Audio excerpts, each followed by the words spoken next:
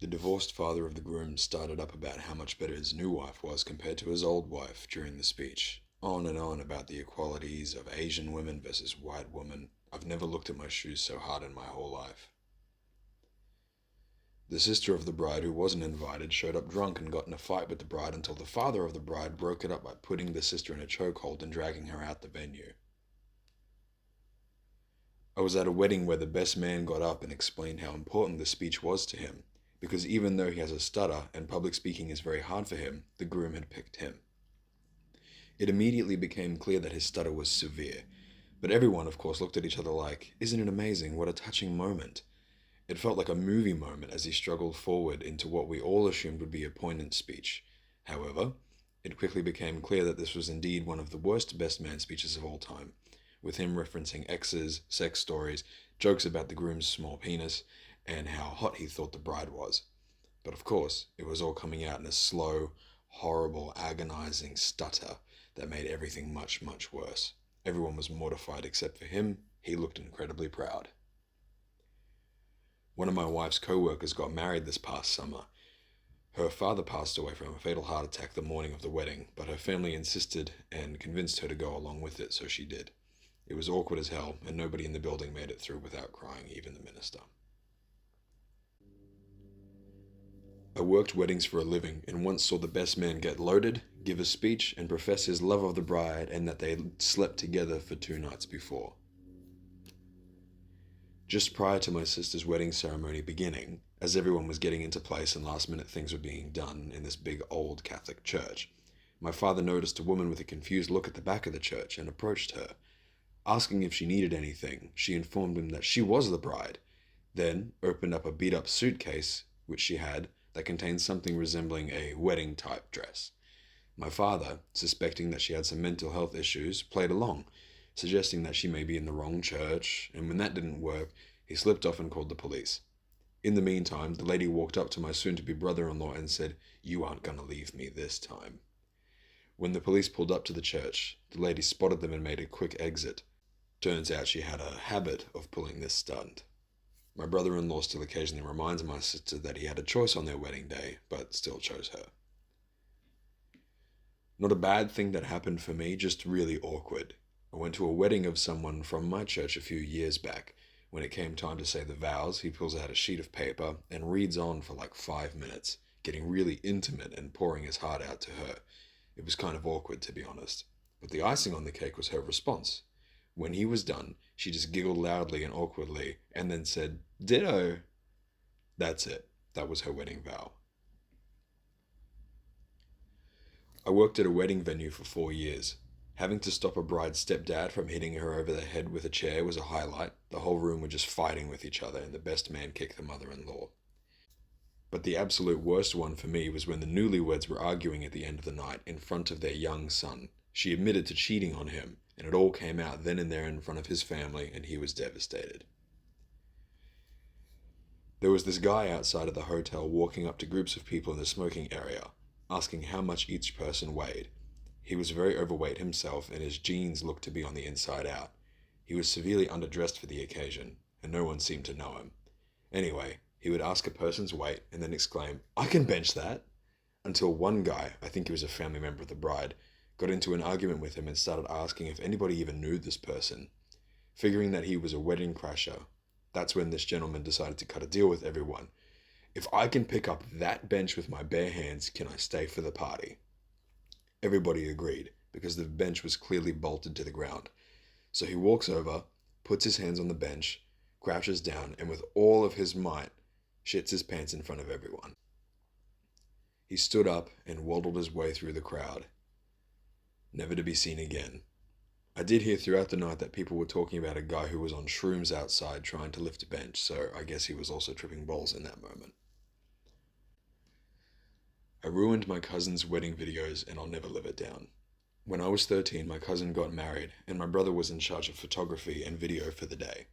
At some point in the day, my brother gave me the camcorder and told me to shoot and take video. Long story short, I unknowingly recorded when myself and another cousin were talking about girls at the wedding, and as one girl walked by, I said, "Oh, I would F that girl in the A." 1 week later, the whole family decided to watch the video of the wedding, and I've never felt so embarrassed in my life. The groom was drinking heavily, and by the time the cake was supposed to be cut, he passed out at the back of the room. The bride was crying hysterically. Dad stepped in and cut the cake with the bride. There was an 8-year-old boy who had loads of confetti in his hand, so I didn't think much of it. Turns out he thought it was sugar paper and ate all of the confetti, and then proceeded to projectile vomit everywhere through the middle of the ceremony. After about 45 minutes after the ceremony was supposed to begin, during the ring exchange, the groom gets this blank look and says he didn't know he was supposed to buy her another ring. The sister-in-law slipped off her wedding band and proceeded to hand it to the preacher. I was at a wedding where one of the bridesmaids had gotten married a month earlier and thought it was a good idea to change out of her dress into her own wedding dress for the reception. We in the wedding party told her to change back. She decided to stand at the head of the buffet line and tell each and every one of us as we came through the line how she felt. F you, I effed your husband, you're a C. It goes on and on. Booze was involved, so you can imagine how that was. She refused to change out of her wedding dress until one of the other bridesmaids locked her in the bathroom and told her to change, or it was going to get physical. She changed and left not long after. For the bouquet toss, a middle-aged guy forced his middle-aged girlfriend out onto the floor, and then he stood by her so she couldn't leave. The bouquet was caught by an excited little girl, and then the guy proceeded to yank the bouquet out of the little girl's hands, give it to his middle-aged girlfriend, then ran off the floor cheering loudly and high-fiving his buddies.